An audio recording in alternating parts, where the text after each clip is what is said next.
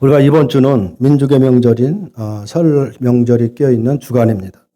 오랜만에 또 부모님을 뵙고 흩어져 살던 형제들과 또 우리 친구들을 만날 생각에 또 설레는 마음도 있겠지만은 한편으로는 사실 마음 구석에 한 구석에 조금 무거운 분들도 사실 계실 것일지도 모릅니다. 명절에 온 가족이 모인 밥상머리에는 때로는 어떻게 보면 보이지 않는 전쟁터가 되기도 하기 때문에 그렇습니다. 오랜만에 만났는데 여러 가지 형제들 흩어져 살다 그냥 명절 하루라고 만났는데 만나다 보면 자기 자랑에 빠지는 사람들이 있고 때로는 자기가 좀 하는 일이 좀 어렵다 보니까 좀 그런 자리에서 좀 소외되는 그런 것을 느끼는 경우가 사실 많이 있습니다. 누군가는 형제들 간에도 뭐 자식이 취업이 잘 된다든가 좋은 학교를 갔다든가 하는 사업들이 좀 잘 돼서 승승장구한다는 어떤 자기의 강함을 자랑할 때가 많이 있죠. 그러다 보니까 그 반면에 하는 일이 좀 잘 안 풀려서 하는 일마다 왜 이렇게 자꾸 꼬이고 뭔가 좀 잘 되는 일이 없다 싶으니까 그 마음속에 소외감을 느끼면서 상당히 위축감을 갖는 그런 형제들도 사실 있게 됩니다. 우리는 사람들이 모이게 되면 특별히 이 명절 때를 모이면 자꾸 비교의식을 갖고 살아가죠. 내가 남들과 자꾸 비교하려고 하는 그런 의식들이 있습니다. 저 집은 저렇게 다윗처럼 이렇게 점점 번성해 가는데 우리 집은 왜 이렇게 하는 일마다 안 되고 사울처럼 이렇게 점점 쇠퇴해질까 이런 생각을 하게 되는 것입니다. 그런데 우리가 다시 한번 생각해야 될 것이 뭐냐. 우리가 예수를 믿은 사람들, 우리 신자들은 사실 그런 세상의 어떤 눈에 보이는 것 같고 마음이 이렇게 흔들릴 사람들이 아니라는 것입니다. 근데 우리가 자꾸 그런 걸 깨닫지 못하고 눈에 보이는 것에 자꾸 우리가 마음을 쏠리다 보니까 자꾸 특별히 기분 좋은 날 모여서 화기화해하고 정말 저런 기쁨을 나누는 그런 자리가 어떻게 싸움의 자리를 이렇게 번지는 그런 안타까운 일들이 있다는 것을 우리가 종종 경험을 하게 됩니다. 오늘 특별히 성경은 바로 그런 강함과 약함에 대해서 우리에게 이제 말씀하시는 내용이 오늘 본문의 말씀이다라고 볼 수가 있죠. 그래서 진정한 강함, 다시 말해서 진정한 복을 받은 사람이 누구냐라는 것을 오늘 말씀을 통해서 우리에게 건면하신 말씀인 것입니다. 오늘 특별히 이 말씀을 통해서 내가 누구인지를 다시 한번 확인하는 그런 기회가 되시길 바라고 특별히 진정한 복이 무엇인가를 다시 한번 깨닫는 그런 기회가 되시기를 바랍니다. 오늘 본문을 보면 다윗의 집은 점점 강하여 가고 사울의 집은 약해져 갔다라고 이렇게 기록을 하고 있습니다. 하지만 우리가 주목해야 될 것은 뭐냐면 우리 겉으로 보이는 강성함이 아닌 것입니다. 번창함이 아니죠. 그것이 아니라 그 강함과 약함을 결정짓는 진짜 주인이 누구이고 그 흐름 속에 담긴 하나님의 참된 뜻이 무엇인가를 깨닫는 것이 중요한 것입니다. 이 부분을 우리가 살펴보려고 합니다. 특별히 설 명절 세상의 자랑이나 비교 때문에 괜히 마음 상하지 않고 오히려 하나님이 주시는 참된 강성함이 무엇인가를 그런 확인하는 그런 시간이 되시길 바랍니다. 오늘 본문을 통해서 우리가 우리 인생을 진짜 강하게 만드는 힘이 어디에서 나오느냐, 나를 정말 강성하게 만드는 힘이 어디서 나오는가를 말씀을 하고 있는데 오늘 1절을 보면 이렇게 시작을 하고 있죠. 사울의 집과 다윗의 집 사이에 전쟁이 오래매 다윗은 점점 강하여 가고 사울의 집은 점점 약하여 가니라라는 말로 시작을 하고 있습니다. 그리고 2절부터 5절까지의 내용을 쭉 보면 다윗이 헤브론에서 7년 반 동안 다스리면서 5 아내를 얻어서 자식들을 낳은 얘기를 쭉 하고 있습니다. 그것을 기록하고 있죠. 이것은 단지 다윗의 아들들이 누군가를 소개하려고 하는 그런 의도가 아닌 것입니다. 그런 의도로 지금 소개하는 것이라기보다는 다윗이 지금 이렇게 강해가고 번창해 간다는 것을 상징적으로 보여주고 있다라고 볼 수가 있습니다. 이처럼 다윗이 강하여 가는 동안에 점점 이렇게 세력이 정말 확장해 가는, 이렇게 번성해 가는 동안에 사울의 집은 어떠냐? 사울의 집은 본 남은 자는 왕으로 세움받은 이스보셋이라는 사람과 또 우리가 보지 않았지만 4장 4절에 보면 이런 말씀이 있습니다.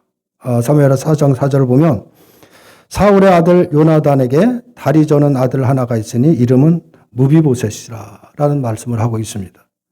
여기서 말하는 것처럼 요나의 아들인 무비보셋이 전부인 이 약해진 모습을 그대로 상징적으로 보여주고 있다라고 볼 수가 있죠.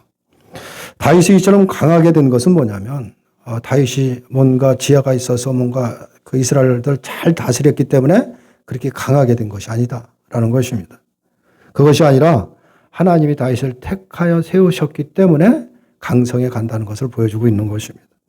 하나님이 다윗을 세우시고 일하셔서 이루실 일이 있기 때문에 다윗은 강해져 갈 수밖에 없는 것입니다. 반면에 사울의 집은 하나님이 택한 존재가 아니기 때문에 약해질 수밖에 없다라는 것을 어떻게 보면 상징적으로 보여주고 있습니다. 그렇다면 다윗은 자신의 강함으로 인해서 교만할 것이 전혀 없는 것입니다. 왜냐하면 자기가 한 것이 아니기 때문이다라고 볼 수가 있죠. 이것을 깨닫고 이것을 아는 그것이 곧 신앙이고 그것이 겸손이라는 것입니다. 우리가 이것을 분명히 생각을 해야 되는 것입니다. 우리가 살다 보면 어떤 일이 잘 되는 사람이 있고 또 하다 보면 열심히 하는데도 안 되는 사람이 있습니다. 때로는 잘 되는 사람은 그걸 하는 것을 내가 열심히 해서 잘해서 잘하는 것처럼 어떤 강한 자부심을 갖고 있고 또 하는 일을 열심히 했는데 안 되다 보는데 하는 일을 실패하다 보면 의기소침해지고 뭔가 자꾸 자기를 나는 뭐가 해도 안 되는 것이 아닌가. 또 하나님이 나를 돕지 않는 건가 이런 생각을 할 때가 되는데 이런 생각을 해서는 안 된다라는 것을 말씀을 하고 있는 것입니다. 그렇다면은 우리가 지금 이 시대에도 우리가 살아가는 우리의 오늘날에도 외적인 강함과 약함을 두고서 하는 일이 잘 되는 것과 또 안 되는 것을 두고서 누구는 하나님이 도우시는 사람이다. 누구는 하나님이 돕지 않는다라고 이렇게 우리가 구분해서는 안 된다는 것입니다. 그렇게 되면 잘 사는 사람은 하는 일이 잘 되는 사람은 하나님이 선택한 사람이 되는 것이고 하는 일이 안 되는 사람은 하나님이 선택하지 않은 사람이 되다. 그렇게 될 수밖에 없기 때문에 되는 그런 것입니다. 물론 사람들에게 이런 시각이 아예 없는 것이 아니죠. 우리가 예수를 믿고 신앙생활을 한다고 하지만 이런 시각에서 아직도 벗어나지 못하고 있는 것이 어쩌면 우리들의 모습이라는 것입니다. 우리의 신앙생활에서 가장 오해하는 것이 있는데 뭐가 있느냐면 우리가 신앙생활에서 또 버려야 될 것이 있습니다. 그것을 오늘 우리가 한번 생각해 봐야 되는데 그것은 뭐냐면 우리의 신앙의 결과, 믿음의 결과를 어떤 외형적인 승리라든가 세상적인 일에 대한 형통에 신앙의 결과, 믿음의 결과를 둔다는 것입니다. 이것은 대단히 우리가 잘못된 생각이라는 것을 생각해야 됩니다.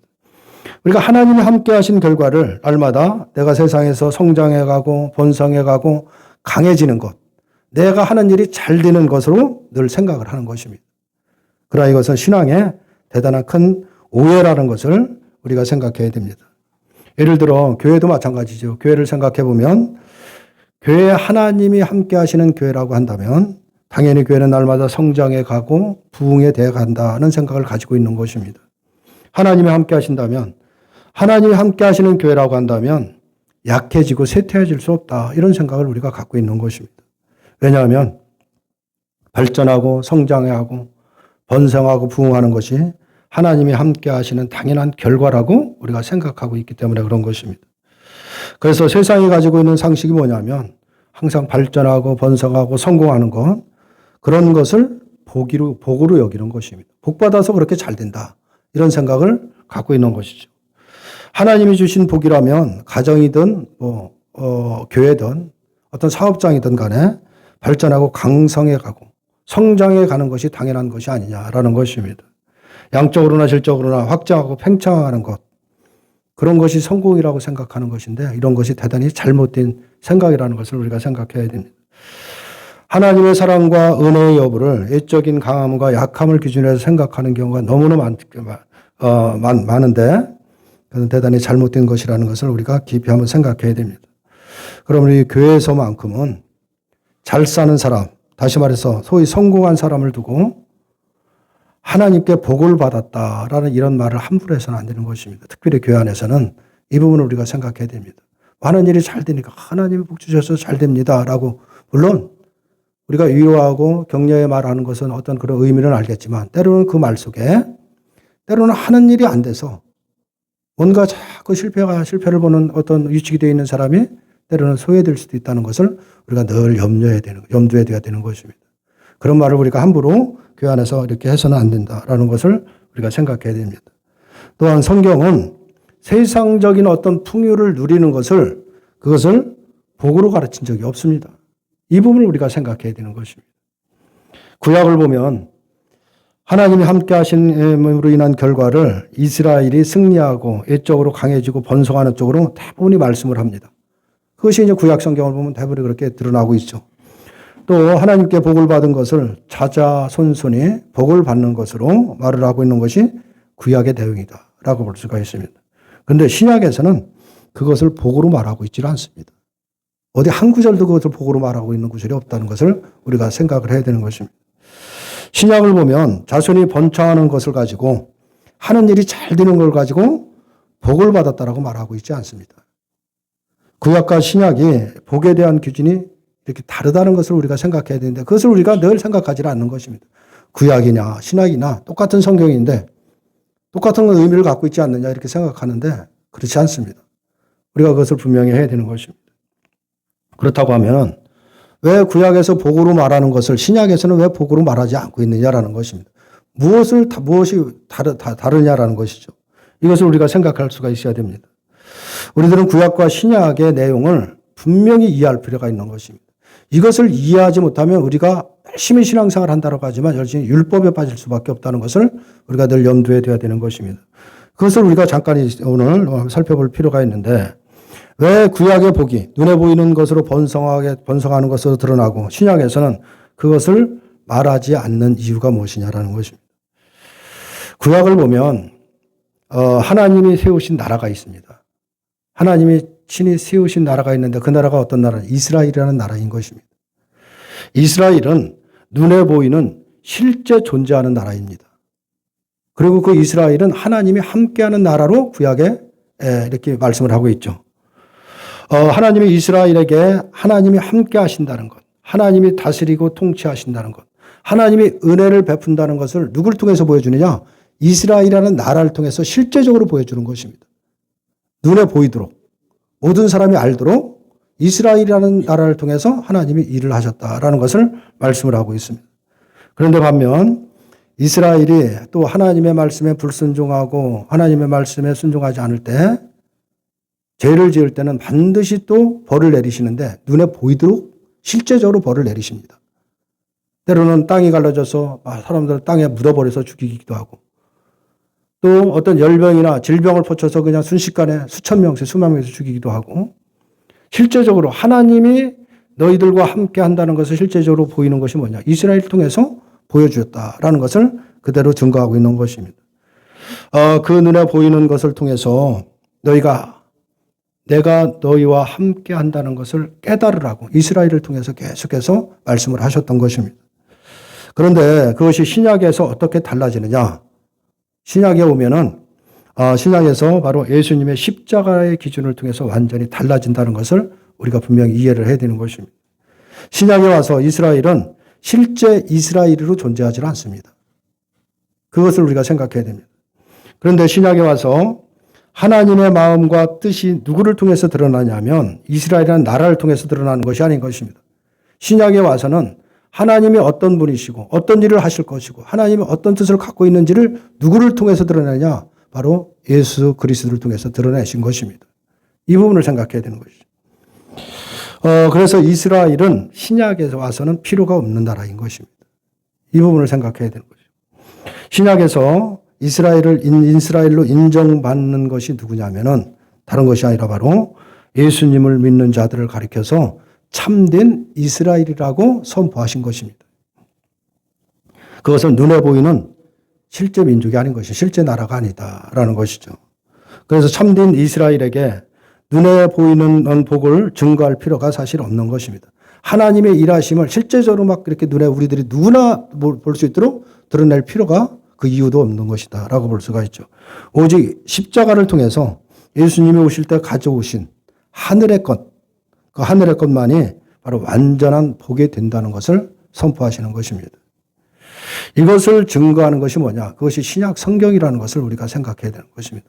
그 신약 성경을 우리가 바라보면서 신약 시대를 살아가면서 늘 구약을 말씀을 통해서 그 복이 지금 나에게도 오기를 바라고 그 복이 이루어지기를 바라고 있다고 한다면 늘 또 우리 구약 성경을 보면서 그것이 진정한 복인 것처럼 생각을 한다면은 아직도 우리들은 율법에서 벗어나지 못하고 있다라는 사실을 우리가 생각을 해야 되는 것입니다. 그래서 예수님의 기준으로 복의 의미가 완전히 달라진 것이라는 것을 생각해야 됩니다. 이것을 이해를 한다면 구약을 보면서 이것을 복이라고 주장할 수는 없는 것입니다. 그래서 신약에서 눈에 보이지 않는 하늘의 것을 복이라고 말씀하시는 그 주님의 말씀이 우리에게 다가오는 것이고 이것이 우리에게 진리로 남는다는 것을 우리가 생각해야 되는 것입니다. 예수님이 오심으로 인해서 그 예수님의 십자가에서 이미 모든 하나님의 온전한 뜻이 이미 이루어졌습니다.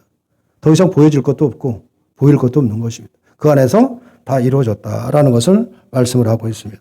그래서 구약의 이스라엘의 역할은 예수님이 오심으로 끝났다라는 것을 말씀을 하고 있는 것입니다. 그래서 그 이스라엘을 통해서 드러냈던 복의 의미도 예수님의 오심으로 인해서 이제 달라진 것입니다. 예수님이 하늘의 뜻을 가지고 오셨기 때문에 복의 의미도 하늘의 것으로 증거되는 것입니다. 그렇기 때문에 애적으로 강해지고 번성하는 것, 그것이 더 이상 복으로 여길 수는 없는 것이다 라는 것을 우리가 생각해야 되는 것입니다. 지금은 하나님이 함께 하신다. 하나님이 다스리고 하나님이 통치하신다는 것을 무엇으로 증거하느냐 하면 다른 것이 아니라 바로 예수를 믿는 것으로 증거하는 것입니다. 우리들은 예수를 믿고 있다는 것이 곧 하나님이 나와 함께하고 있다는 그 증거가 되는 것입니다. 이 부분을 생각해야 되는 것입니다. 그러면 지금은 뭔가 하는 일이 잘 되고 번창해 나가는 것 또 하다 보면 또 실패도 오고 이런 일들을 하나님과는 상관없이 되는 일이냐? 그렇지 않습니다. 지금 이 시대, 신약 시대에도 바로 분명한 것은 바로 우리가 강해지고 잘 되고 안 되고 쇠퇴해지는 그 모든 과정은 하나님의 주권 아래에 있다는 사실도 우리가 기억해야 되는 것입니다. 믿는 자들을 하나님이 때로는 하나님의 뜻에 따라서 하는 일마다 잘 되게 하고 번성하고 강하게 하시기도 하는 것입니다. 또 어떤 사람은 하나님의 뜻에 따라 뜻 안에서 하는 일마다 실패할 수도 있는 것입니다. 이 부분을 생각해야 되는 거죠. 그래서 모든 것이 하나님의 주권 아래에 있다는 것을 우리가 생각해야 되는데 그러나 그 모든 것들은 우리에게 맡겨진 역할이라는 것을 생각을 해야 되는 것입니다. 어떤 분을 성공하게 하셨다고 한다면 하는 일이 잘 되게 하셨다고 한다면 그 성공한 자리에서 바로 신자의 역할을 충실히 하라는 것입니다. 그걸 말씀을 하고 있는 거죠. 어떤 분은 하는 일이 실패가 돼서 잘 안 되고 점점점 약해진다고 한다면 그 약해진 자리에서 신자의 역할을 충실히 하라는 것입니다. 역할을 말하고 있는 것입니다. 그분을 우리가 늘 잊어먹게 된다면 우리는 늘 남하고 비교할 수밖에 없고 우리가 늘 갈등을 느낄 수밖에 없다는 것을 우리가 생각해야 됩니다. 강함이든 약함이든 그것은 신자에게 맡겨진 역할일 뿐인 것입니다. 우리가 드라마를 보고 영화를 보게 되죠. 드라마나 영화를 보면 그 등장하는 인물들이 많이 있습니다. 예를 들어 뭐 사극을 만든다라고 한다면 왕이 있을 테고 거기에 신하가 있고 거기에 또 일반 백성이 있고 또 천밀들, 거지들도 있습니다. 그 역할들이 각각이 다 배역들이 있는 것입니다. 그러나 각각에 맡겨진 배역을 충실하게 감당했을 때 그 드라마나 영화의 완성도가 높아지는 것입니다. 그런데 나 맡겨진 배역을 거부하고 나는 이 배역 싫고 나는 왕을 하겠다. 나는 또 신분이 좋은 높은 배역만을 고집하고 거부한다라고 한다면 작가가 의도한 감독이 의도한 작품은 나올 수가 없는 것입니다. 맡겨진 역할을 충실할 때 모든 완성도가 높아진다는 것, 이 부분을 우리가 생각해야 되는 것입니다. 우리의 인생을 이러한 시각으로 볼 수 있어야 되는 것입니다. 불신자이면서 많은 것을 소유하고 하는 일마다 잘 되는 사람들이 있습니다. 예수를 믿지 않는데 세상에서 떵떵거리고 사는 사람들이 얼마나 많습니까? 또 하는 일마다 또 잘 되고 이런 사람들이 있죠. 그들은 그들 나름대로 하나님이 주신 역할을 살고 있을 뿐인 것입니다. 그들이 알든 모르든 느끼지 못하고 있겠지만 하나님이 주신 역할을 감당하고 있다는 것을 우리가 생각해야 됩니다. 우리는 하나님이 왜 세상에 저런 악한 자들, 저렇게 정말 불신자들 그냥 내두고 있느냐, 왜 이렇게 하는 일마다 잘 되게 하느냐, 이런 불평을 할 수도 있겠지만 드라마에서 악인을 등장시키는 것은 바로 착한 사람을, 착함을 드러내기 위해서 악인을 등장시키는 것입니다. 이것을 우리가 생각할 필요가 있는 것이죠. 이것처럼 이 세상에 하나님의 의를 증거하기 위해서 바로 분명 악인도 필요하다라는 사실을 우리가 기억해야 되는 것입니다. 그래서 악한 자, 특별히 하나님 왜 그래양 두시냐? 바로 하나님이 택한 백성들을 드러내기 위해서인 것입니다. 우리가 이스라엘 역사를 보면 거기에 보면 가난한 자, 가부, 어린아이들을 항상 이스라엘 백성들과 함께 두시는 것을 볼 수 있죠. 왜 이스라엘에게 그런 자들을 두겠습니까? 하나님이 둔 목적이 있는 것입니다. 이스라엘 백성들에게 가난한 자들을, 그런 사람들을 보면서 네 처지가 어떤 것인가를 깨달으라는 것입니다. 네가 어떤 존재인지를 깨달으라는 것입니다. 네가 어떤 은혜를 받았는지를 깨달으라는 것입니다. 그래서 가난한 자, 약한 자를 항상 이스라엘 백성들하고 함께 둔 거죠. 근데 이스라엘 백성들이 그것을 깨닫지 못하고 자기가 차별을 두고 자기가 그 사람들과는 구분이 있는 것처럼 생각하고 그런 어리석음에 빠진 것을 우리가 성경을 보면 금방 알 수가 있는 것입니다. 각각의 역할이라는 것을 우리가 늘 염두에 두고 생각을 해야 되는 것입니다. 그러므로 신자는 불신자, 세상에 믿는 예수를 믿지 않는 사람들의 잘 되는 것 같고 강성한 것 같고 부러워할 이유도 없고 또 자신이 때로는 하는 일이 잘 안 돼서 그것 때문에 거의 낙심할 이유도 전혀 없는 것입니다. 이 부분을 생각해야 되는 거예요. 이것이 바로 세상을 제대로 보는 지혜다라는 것을 말씀을 하고 있는 것입니다. 이 지혜가 우리에게 있어야 되는 것입니다. 이런 지혜를 가지고 우리의 삶을 해석하고 바라볼 줄 알을 때 우리는 세상을 분명하게 볼 수가 있는 것입니다. 이런 이유 때문에 즉 강함이든 약함이든 그것은 하나님이 맡기신 역할일 뿐이라는 이유 때문에 강하게 된 자는 절대로 약한 자를 무시할 수 없는 것입니다. 오히려 강함과 약함을 함께 존재하는 것을 강하게 된 자신의 강함을 바르게 이해하고 살피기 위한 하나님의 조치라는 것을 우리가 생각해야 되는 것입니다. 실패한 자를 성공한 자 옆에 두는 것은 네가 성공한 것, 그것은 네 힘이 아니라는 것을 보여주고 있는 것입니다. 너도 저 처지를 생각을 하라는 것입니다.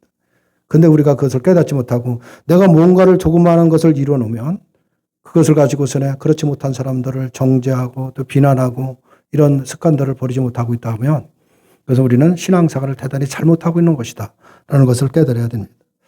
따라서 강한 자가 자신의 강함을 자랑하며 약한 자를 무시하고 억압하는 쪽으로 나간다면 그에게 있어서 강함은 오히려 그를 심판하는 도구가 되는 것뿐이다 라는 것입니다.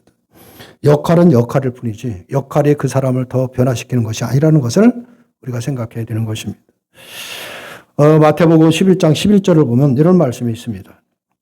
마태복음 11장 11절을 보면 내가 진실로 너에게 이르노니 여자가 낳은 자 중에 세례 요한보다 큰 이가 일어남이 없도다. 그러나 천국에서는 극히 작은 자라도 그보다 크니라 라는 예수님의 말씀이 있습니다. 예수님은 여자가 낳은 자 중에 세례 요한보다 큰 사람이 없다라는 것을 말씀을 하고 있는 것입니다. 구약에 많은 인물들이 있죠. 왕도 있을 테고 거기에 엄청난 일을 감당했던 하나님의 사람들이 있습니다. 근데 지금 예수님이 하시는 말씀이 여자가 낳은 중에 세례 요한보다 큰 자가 없다라는 것을 지금 말씀을 하고 있는 것입니다. 세례 요한자가 큰 자라는 것이죠. 세례 요한이 이처럼 크다 일컬음을 받는 그 이유는 뭐냐? 그의 일 때문이다라는 것을 말씀을 하고 있는 것입니다. 요한은 예수님의 길을 예비하러 보냄을 받은 사람인 것입니다. 장차 이제 예수님이 오실 텐데 예수님을 오시는 길을 미리 예비하라고 보냄을 받은 그 일을 감당할 자로 오신 분이 누구냐? 바로 세례 요한이다라고 볼 수가 있죠. 그래서 이것이 바로 요한의 맡겨진 역할이라는 것입니다. 그 역할 때문에 크다 일컬음을 받고 있다라는 것을 말씀을 하고 있는 것입니다. 하지만 그러한 요한도 천국에서는 지극히 작은 자보다 못하다는 것을 말씀을 하고 있죠. 왜 그럴까요? 사실 천국의 백성들이 어떤 사람은 큰 사람이고 어떤 사람은 자리에 구분되는 것이 없습니다. 천국에는 크다 작다 기준이 없는 것입니다. 그것을 말씀을 하는 것이 아닌 것입니다. 그런데 천국에서 지극히 작은 자라고 표현하는 것은 뭐냐면 진정한 큰 자가 누구인가를 말하기 위해서 지금 하는 말이지 천국에 큰 자가 작은 자가 있다는 것을 말하는 것이 아닌 것입니다. 세례요한은 또 마태복음 11장 13절을 보면 이런 말씀이 있습니다. 모든 선지자의 율법이 예언한 것은 요한까지다라는 것을 말씀을 하죠. 요한의 때까지라는 것입니다. 이 말은 뭘 말하는 거냐면 모든 선지자와 율법은 뭘 말하는 거? 구약 성경을 말하고 있는 것입니다. 구약의 인물들을 말하고 있는 것입니다. 구약의 모든 것은 이제 요한 때로 끝났다라는 것을 말하고 있는 것입니다. 구약의 마지막인 상징적인 인물이 누구냐? 바로 세례 요한인 것입니다.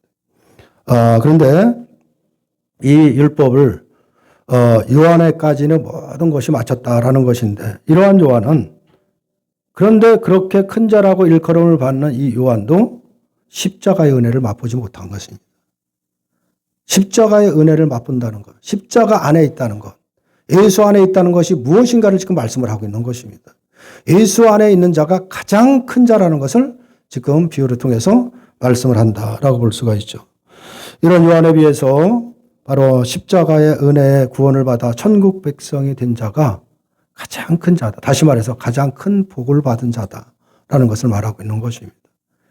우리가 예수를 믿고 구원을 받았다라고 한다면, 그 예수 안에 있다라고 한다면 이미 받을 복은 다 받은 사람인 것입니다. 더 이상 우리에게 복을 연연할 이유가 없는 것입니다.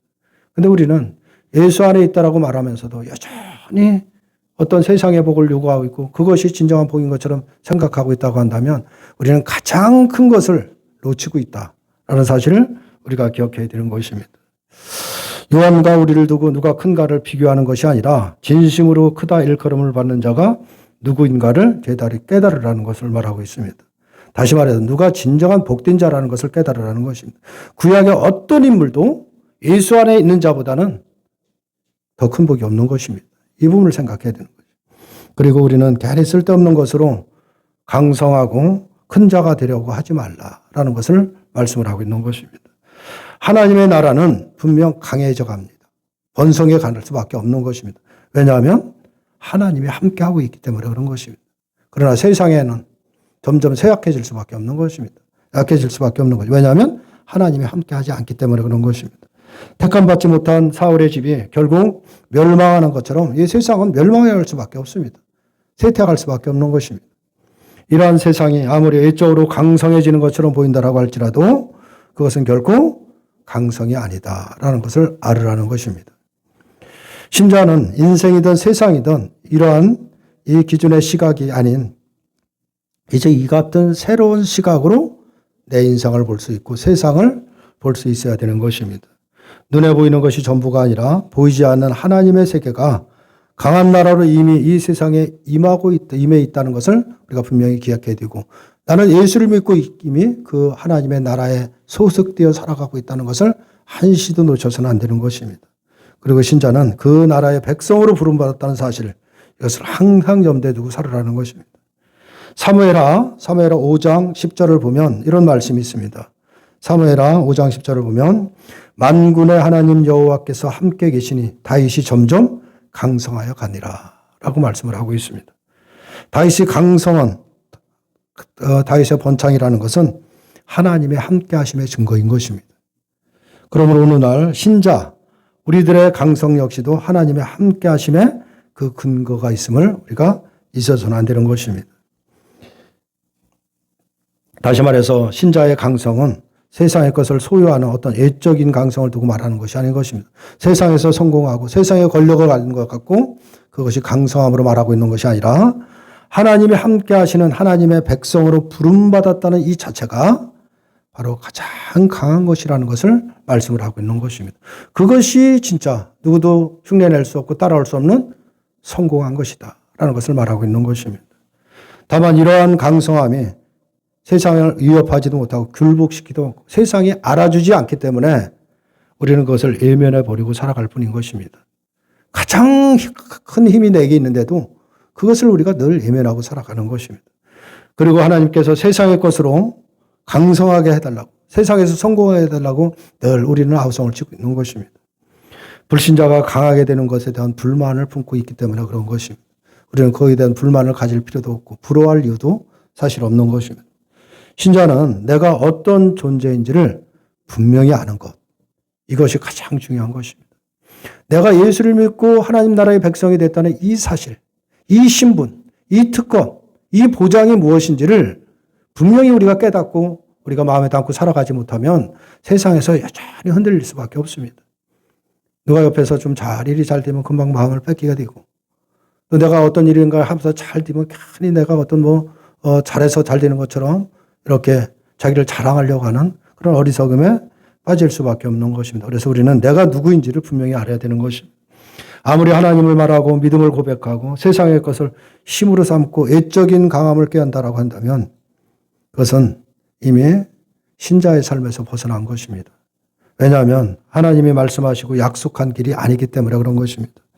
하나님이 약속하신 길은 예수님을 통해서 이미 다 계시를 하셨습니다. 절대로 외적인 강성임이나 세상의 것으로 강해지는 것이 아님을 예수님을 보내주심으로 인해서 보여주신 것입니다. 그것이 진짜 강해지고 성공하는 것이라고 한다면 예수님이 그렇게 낮은 자리로 오시지 않은 것입니다. 낮은 자리로 오셨다라고 할지라도 그 삶이 점점 강성하고 번창하고 정말 하나님이 함께하는 것이 무엇인가를 보여줘야 마땅한 것입니다. 그러나 그렇지 않았습니다. 비천한 누울 자리가 없는 구유에서 태어나셨고 가장 낮은 자리로 살다가 정말 비참한 자리에서 인생을 마감했던 것이 예수님이시라는 것입니다. 그걸 뭘 말하고 있느냐? 세상의 강함이 진정한 강함이 아니다라는 것을 지금 보여주고 있는 것입니다. 그런데 우리는 예수님은 원하나 예수님이 사셨던 삶에 대해서는 애매해 버린 채 우리가 예수님을 찾고 있는 것이 아닌지 한번 생각해 봐야 되는 것입니다. 이 말은 뭘 말하냐면 진정한 복을 예면하고 그냥 진정한 복이 아닌 것을 우리가 자꾸 바라보고 그것을 원하고 살아가지 않느냐라는 것입니다. 예수님은 이러한 시각으로 볼 때 또 세상의 시각으로 볼 때 예수님의 삶이라는 것은 실패와 쇠퇴의 길, 정말 아무도 가지 않으려고 하는 그 십자의 길을 가셨던 것입니다. 누구에게도 환영받지 못할 길을 가신 분이 예수님인 것입니다. 그래서 그 길을 좁은 길이라고 표현을 하고 있는 것입니다. 그런데 예수님이 가셨던 그 좁은 길의 끝에 바로 승리가 있었다라는 것을 보여주셨습니다. 결론적으로 우리는 오늘 이 다윗의 강성함대에 숨겨진 하나님의 주권을 우리가 살펴본 것입니다. 우리는 흔히 내가 강해져야 하나님의 영광을 드러낼 수 있다라고 이렇게 생각을 하죠. 내가 성공해야 예수를 믿는 사람들이 잘 돼야 세상 사람들에게 하나님을 보여줄 수 있지 않느냐. 그것이 또 예수를 믿는 그 어떤 증거가 되지 않느냐라고 생각을 하지만 성경은 오히려 우리의 강함을 통해 우리의 하나님의 일하시는 것이 아닌 것입니다. 성경을 보면 우리의 가장 약함을 통해서 하나님의 강함이 완성된다는 것을 늘 말씀을 하고 있는 것입니다. 이 사실을 극명하게 보여주는 성경적인 대표적인 인물이 누구냐? 사도 바울인 것입니다. 그 사도 바울은 누구보다도 강한 지식과 열정을 가졌던 사람이지만 동시에 몸에 육체의 가시를 안고 정말 불리는 그 치명적인 약점을 앓고 살았던 사람이 누구냐? 사도 바울인 것입니다. 그래서 그 사도 바울은 자신의 약함, 그 가시제 몸의 가시를 없애달라고 3번이나 기도했다라고 말씀을 하시죠. 3번은 횟수를 말하는 것이 아닌 것입니다. 계속해서 주님 앞에 간구했다라는 것을 말씀을 하고 있습니다. 근데 하나님의 대답은 전혀 엉뚱한 대답을 하셨습니다. 그래서 사도 바울이 그 말씀을 듣고 깨달음을 얻었죠. 고린도후서 12장 9절의 말씀입니다. 9절의 말씀을 보면 사도 바울이 이렇게 간절하게 내 이 육체, 내 약함, 그 가시를 없애달라고 기도했는데 그 대답은 뭐냐? 내 은혜가 내게 족하도다. 이는 내 능력이 약한 데서 온전하여 지미리라. 라는 말씀을 하신 것입니다. 이 말씀을 사도 바울이 듣고 깨달은 것입니다. 진정한 강함은 가시를 뽑아내는 것이 아니라 약함을 없애는 것이 아니라 바로 가시가 있는 그 약한 자리에 하나님의 능력이 머무는 것이라는 것을 깨달은 것입니다. 그래서 그는 오히려 그 자신의 약함을 자랑을 했던 것입니다. 왜냐하면 내가 약할 때 비로소 그리스도께서 내 안에서 가장 강하게 일하시기 때문인 것을 알았기 때문에 그런 것입니다. 오늘 나의 삶에 사울의 집처럼 자꾸만 약해지고 무너지는 것처럼 생각이 드는 그런 분이 계실 수도 있을 것입니다. 혹은 다윗처럼 강성해진 하는 일마다 잘 돼서 정말 내가 뭔가도 하면 된다라고 하는 또 이것이 내 능력이다라고 하면서 교만해져 있는 사람도 있을 것입니다. 그러나 우리가 기억해야 될 것이 뭐냐면 우리의 진짜 힘은 내 통장의 잔고나 사회적 지위에서 나오는 것이 아닌 것입니다. 바로 만군의 하나님 여호와께서 나와 함께 하신다는 바로 이것이 하나님이 함께 하시는가 함께 하시지 않는가 바로 그것이 우리의 인생의 유일한 강함의 근거가 된다는 것을 말씀을 하고 있습니다. 세상의 조건 때문에 우리가 울고 웃을 필요가 없는 것입니다. 우리는 그런 존재들이 아닌 것입니다. 일이 잘 되면 희희낙낙하고 일이 안 되면 그냥 슬픔에 빠지고 낙심하는 그런 존재가 아니라는 것을 말씀을 하고 있는 것입니다. 하나님이 함께 하신다면 하나님이 함께 하시면 우리는 가장 약할 때 가장 강한 자가 되는 것이고 우리가 가장 낮은 자리에 있을 때도 가장 높은 천국 백성이라는 것을 우리가 기억해야 되는 것입니다.